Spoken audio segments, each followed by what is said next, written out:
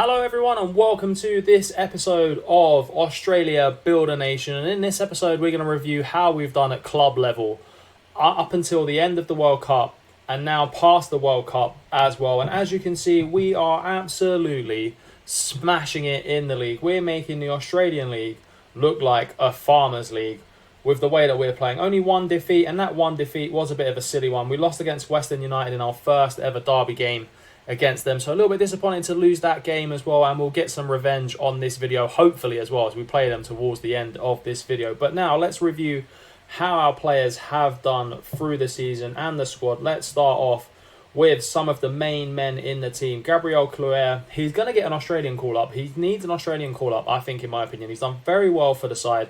2 assists, 1 goal in 16 games, but he's always solid in every single game. A 7 rating overall, which means he's playing very, very well every single game. He's a bit like our team's Ben Davis. Plays well, doesn't do much, but is very, very dependable. And then we move on to some of the bigger players in this team. Moving forward, we've got Romain Amalfitano. We said it before, we're going to have to rely on the Frenchman to push us forward. And it's something that he's been doing. He is declining because he is becoming towards the end of his career. But he's got 13 assists and 3 goals in 18 games.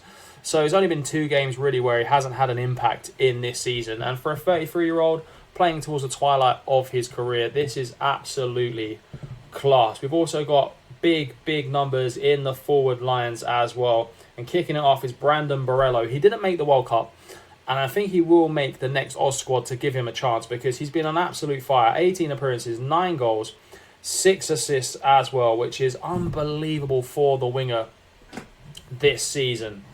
In the forward line, we brought in another player as well in the transfer window. It's Masaki Watai. What a player he's been. He scored a hat-trick on his debut and has been absolutely solid in the 2 games since then. He's going to be a player we build up and sell on for a lot of profit. We only paid in and around 175k for him from Boa Vista in Portugal. So he's come to us to come play back in Asia after a career in Japan, and this has been, one of his best seasons so far, and it will continue to be one of his best seasons as well. And no forgetting the best Australian striker we've got, Kusuni Yengi. 17 goals, 13 starts, 4 assists. He's been on the back burner since we've signed the next man, Simone Zaza. What a signing for the Western Sydney Wanderers. 2 goals, 2 assists, 5 games, so almost a goal involvement in every game he's been in. He's building up his fitness. He's a quality player for this club, and he's going to push us forward. Him and Yengi up top is absolutely class. I can't ask more from the boys. And if we take a quick look at our schedule and how we've done, as you can see, we've been absolutely smashing it since the World Cup ended. We didn't have the best result away at Wellington Phoenix, but we had to travel to New Zealand for that. And it's a tough place to go to get points. But since then, we've won every game apart from a disappointing home draw against the Jets. You can't win every game in your first season in charge. And we have shown that we have the passion, the belief, and the squad to go out and win the A-League and push forward in the Champions League as well when we qualify for it next year. I'm certain we're going to win the A-League this year. I can't see anyone putting a stop to the Western Sydney Wanderers. It is game day. It is revenge day, hopefully, for the Western Sydney Wanderers against Western United in our biggest derby game of the season, our first derby game at home. They beat us away from home. Their team sheets are in. Simone Zaza starts over Yengi. Big call as Yengi is the league top goal scorer. Watai starts. Leone, Borrello. It's a strong team from the Wanderers marching into this game, this big derby game. Can we go and win it? Our form says we should. We are unbeaten in the last 5 games. Fit and firing squad as well. No issues with suspensions or injuries.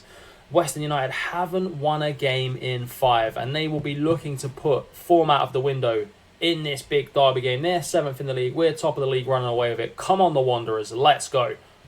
From kickoff, come on, the boys. Let's go. We can absolutely smash Western United here. Borrello on the ball. Can we put 4 or 5 past them? I want to get this revenge big time against our rivals. Massa Watai there. Marcelo, who is on his way out of the club. We couldn't renew the contract with him. He wanted too much money. He's going back to Brazil to finish his career. Williams on the ball now. Plays a good ball back into our Australian centre-back. We're going to need a couple of them as well next season, as we don't want to rely too much on the foreign players. Cloer, Leone's in. Leone! Come on, Lione with the goal. It's a big goal to kick off the game as Lione puts us 1-0 up in the first 2 minutes of the game.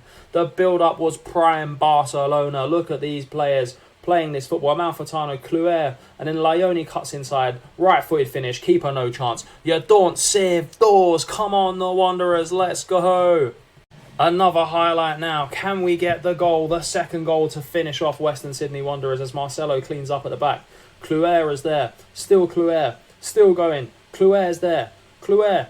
Cross ball in. Ninkovic. Keeper's got to save that. Oh, he's had a nightmare as Ninkovic makes it 2-0 and Young has had an absolute howler there to make it 2-0. The goalkeeping error here is not good enough in my opinion as Cluer acres of space down the right hand side. Whips the cross in. Ninkovic is on his own. It's a header, but the keeper's got to deal with that at the near post, and that's a terrible goal to concede. Corner ball to us. Can we get the third goal? We know Marcelo is very dangerous from corners. What can he do?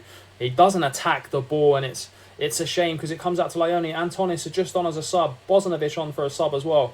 Bosanovic still going. Bosanovic. What a run. What a finish. 3-0. Oliver Bosanic with the goal, and we said we was going to get a goal from this corner. It just didn't come from Marcelo. It came from Bosanic in midfield. Antonis with the good work here, and then Bosanovic with a Messi-like run, beating 3 or 4 players, cutting inside, and then shoots for the finish. The keeper's got beat again far too easily there.